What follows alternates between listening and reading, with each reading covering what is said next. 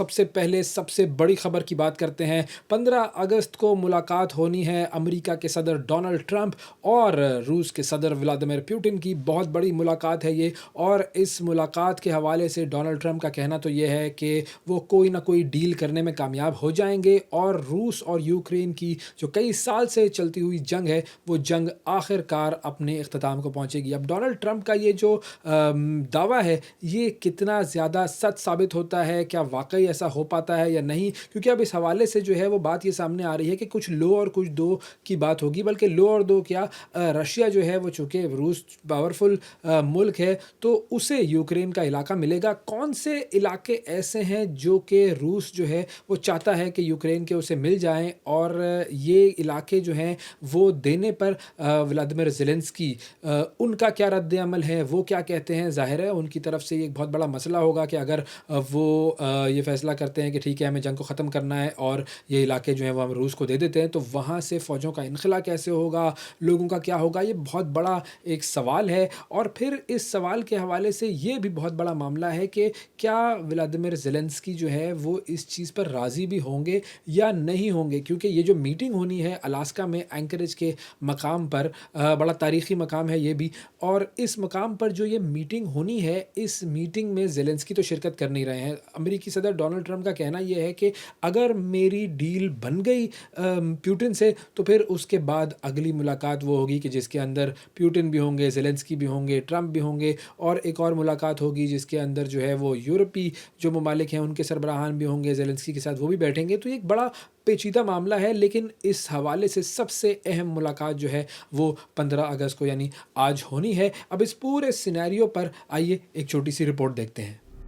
امریکی صدر ٹرمپ کی روسی ہم منصب پوتن سے تاریخی ملاقات کی تیاریاں مکمل کر لی گئیں۔ ڈونلڈ ٹرمپ روس یوکرین امن معاہدے کے لیے پرامید۔ مثبت بات چیت کی صورت میں ٹرمپ پوتن سے آئندہ ملاقات کے لیے بھی پرعزم۔ امریکی صدر ٹرمپ کا کہنا ہے کہ روس اور یوکرین امن معاہدہ کر لیں گے۔ دوسری ملاقات میں میرے ساتھ صدر پوتن، صدر زیلنسکی اور کچھ یورپی رہنما بھی شامل ہو سکتے ہیں۔ صدر ٹرمپ نے الیکشن مہم کے دوران یوکرین جنگ ایک روز میں بند کرانے کا اعلان کیا تھا، جس کے لیے وہ گاہے بگاہے کوشش کرتے نظر آئے ہیں، اور اس کوشش میں کبھی یوکرین کے صدر کی سرزنش تو کبھی روس پر پابندیاں عائد کی گئیں۔ امریکی صدر روسی ہم منصب پر تنقید بھی کرتے رہے۔ انہوں نے روس اور ان کے ساتھ کاروبار کرنے والے ممالک پر پابندیاں بھی عائد کی۔ گزشتہ جمعے کو آخری ڈیڈ لائن بھی دی گئی، مگر اس سے پہلے خود ٹرمپ ہی اپنے موقف سے پیچھے ہٹ گئے، اور اب وہ امریکی سرزمین پر روسی صدر کی میزبانی کر رہے ہیں اور زمین کے تبادلے کی بات ہو رہی ہے۔ روس یوکرین کے 4 علاقوں ڈونیٹسک، لوہانسک، زاپوریژیا اور خرسن کو اپنے قبضے میں رکھنا چاہتا ہے، جو اب بھی یوکرین کے کنٹرول میں ہے۔ یوکرین کو خدشہ ہے کہ امن کے بدلے روس کو زمین کی رعایت دینا شامل ہو سکتا ہے، لیکن یوکرینی صدر واضح کر چکے کہ وہ اپنے لوگ اور اپنی زمین پر کسی صورت روس کو قبضہ نہیں کرنے دیں گے۔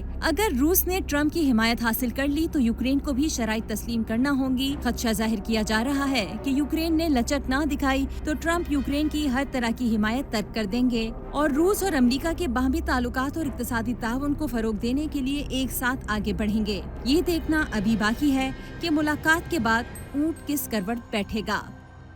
آگے بڑھتے ہیں جی، اور آپ کو لے کر چلتے ہیں فلسطین کی طرف۔ اسرائیل کی طرف سے کچھ عرصہ پہلے آپ کو یاد ہوگا کہ ایک نقشہ جاری کیا گیا تھا، اور یہ نقشہ تھا گریٹر اسرائیل کا، اور اس میں جو ہے وہ اسرائیل اور فلسطین کا جو خطہ ہے وہ تو ہے ہی، لیکن اس کے علاوہ اس نقشے میں اردن، شام، لبنان اور دیگر عرب ممالک جو ہیں ان سب کو اس صہیونی ریاست جس کا نام ہے جی گریٹر اسرائیل، اس کا حصہ دکھایا گیا تھا۔ بڑی جو ہے اس حوالے سے اس وقت بڑا شور ہوا تھا کہ جی یہ کس طرح کا نقشہ سامنے آیا ہے۔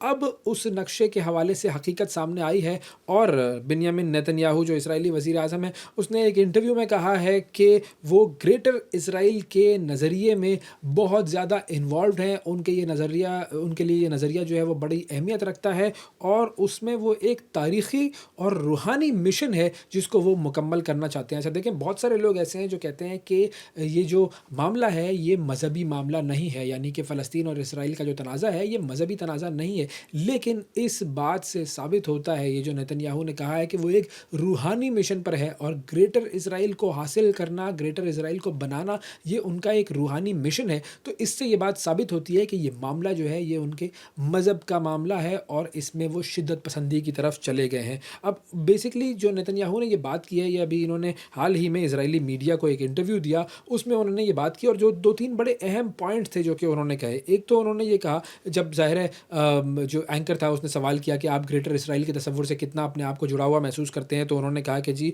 मैं बहुत ज़्यादा इस तसव्वुर से जुड़ा हुआ हूँ और बेसिकली ये मेरे लिए एक बहुत बड़ा रूहानी मामला है। और उन्होंने ये कहा कि फ़लस्तीनी इलाकों के अलावा उर्दन और मिस्र के भी कुछ हिस्से ग्रेटर इसराइल में शामिल हैं, तो ये उन्होंने ओपनली ये बात की है। फिर उसके अलावा उन्होंने ये भी कहा कि कई अरब ममालिक ऐसे हैं कि जिनसे फ़लस्तीनियों के हवाले से बात हो रही है कि फ़लस्तीनियों को वहाँ पर भेज दिया जाए, लेकिन ज़ाहिर है उन्होंने नाम ज़ाहिर नहीं किए इन ममालिक के। अच्छा, सूडान से भी बातचीत चल रही है, सूडान ख़ुद हम जानते हैं कि कितनी खाना जंगी का शिकार है, वहाँ पर भी बातचीत चल रही है कि वहाँ पर भिजवा दिया जाए फ़लस्तीनियों के, लेकिन बेसिकली अरब ममालिक का जो है वो नाम लिया नेतन्याहू ने। अच्छा, अब अरब ममालिक की तरफ से उनका जो ये बयान है नेतन्याहू का, उसकी शदीद मज़म्मत की गई है। सऊदी वज़ारत ख़ारजा ने बयान दिया है कि जी ये बयान जो है वो बिल्कुल गलत है और इस तरीके को, इस तरह की बात को हम बिल्कुल मुस्तरद करते हैं। फिर उर्दन ने जो है वो इस बयान को इलाके की सलामती के लिए बहुत बड़ा ख़तरा करार दिया है। मिस्र ने भी कहा है कि जी इस बयान की वजाहत होनी चाहिए, बड़ा नेगेटिव ये बयान है। फिर उसके अलावा अरब लीग का भी एक सख्त रद्द-ए-अमल सामने आया है और यमन की जो वज़ारत ख़ारजा है उन्होंने भी कहा है कि जी ये बैनुल-अक़वामी क़वानीन की खुल्लम खुल्ला ख़िलाफ़ वर्ज़ी है ये बयान। लेकिन वही बात है कि ये तमाम अरब ममालिक जो हैं वो क्या कर सकते हैं इसराइल के सामने, ये है सबसे बड़ा सवाल। इसराइल के ही हवाले से बात को आगे बढ़ाते हैं और नॉर्वे का रुख करते हैं। जी, नॉर्वे के फ़ंड ने इसराइल से तमाम बैरूनी सरमायाकारी मुआहदे जो हैं वो ख़त्म करने का ऐलान कर दिया है। बहुत बड़ा ऐलान है ये नॉर्वे की तरफ से और नॉर्वे का बेसिकली $2 ट्रिलियन मालियत का ये फ़ंड है जिसकी तरफ से ये ऐलान हुआ है कि जी 11 इसराइली कंपनियों समेत इसराइल से ये तमाम बैरूनी सरमायाकारी मुआहदे ख़त्म करने का ऐलान कर दिया गया है। और बेसिकली ये जो फ़ंडिंग थी जो कि नॉर्वे के फ़ंड की तरफ से हो रही थी, ये बेसिकली ऐसे इज़राइली जेट इंजन ग्रुप में इनकी इन्वेस्टमेंट थी जो कि लड़ाका तैयारों की मरम्मत करता है। अब ज़ाहिर है ये मामला डायरेक्टली वॉर रिलेटेड मामला है, तो इस वजह से इनकी तरफ से ऐलान हुआ है कि अब हम ये इन्वेस्टमेंट जो है वो ख़त्म कर रहे हैं।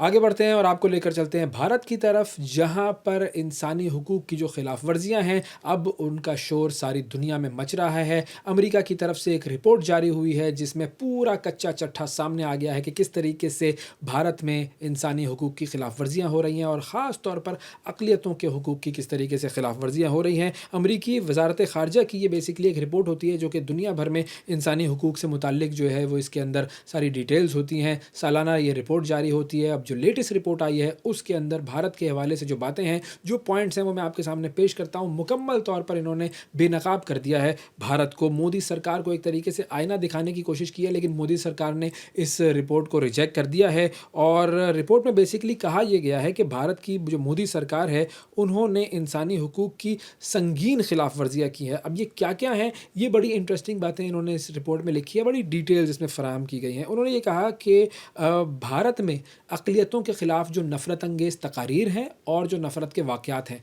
उनमें इजाफ़ा हुआ है। फिर दूसरी चीज़ उन्होंने जो इस रिपोर्ट में कही है वो ये कि भारत का जो शहरियत की जो तरमीम का कानून था उसके हवाले से भी उन्होंने लिखा है कि ये कानून अक़लियतों के ख़िलाफ़ इस्तेमाल हो रहा है और इस कानून को वैसे अक़वाम मुत्तहिदा जो है वो भी इस हवाले से कह चुकी है कि ये एक इम्तियाज़ी कानून है, तो इसको भी क्रिटिसिज्म का निशाना बनाया गया है इस रिपोर्ट में। फिर भारतीय लोकसभा के ज़रिए 2019 में जो कश्मीर की जो ख़ुसूसी हैसियत जो थी उसको ख़त्म किया था और मुसलमानों पर वहाँ पर जो अरसा हयात है वो तंग कर दिया गया, उसके हवाले से भी बड़ी तनकीद की गई है इस रिपोर्ट में। फिर भारतीय हुकूमत की जानिब से जो मुसलमानों की जायदादें हैं उनके इन्हिदाम पर भी काफ़ी गहरी तशवीश जो है उसका इजहार किया गया है इस रिपोर्ट में।